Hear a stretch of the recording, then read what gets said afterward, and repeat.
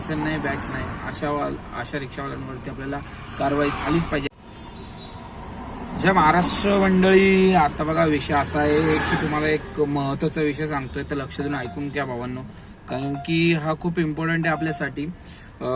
मी गंगाधामवळनं बाणेरला येत होतो, तर मला सिग्नलला बरेच रिक्षावाले भेटतात, बोलतात वगैरे. तर आज मी ठरवलं की मीच बऱ्याच लोकांना बोलणार आणि थोडंफार चौकशी करणार. तर माझ्या डोक्यात असंच आलं की रिक्षावाल्यांना मी विचारणार, बॅच आहे का, लायसन आहे का.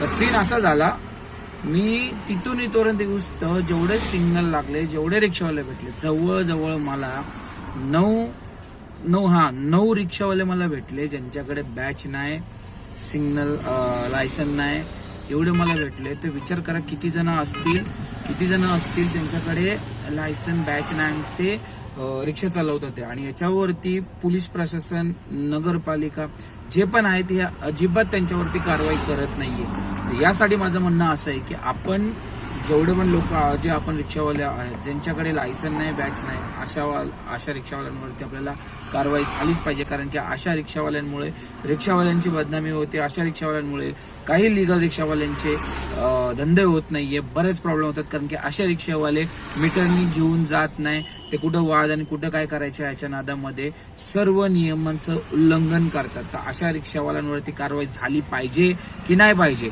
हे तुम्ही मला स्वतःहून सांगा. जय महाराष्ट्र, लक्षात ठेवा, हे आपल्या सर्वांसाठी आहे.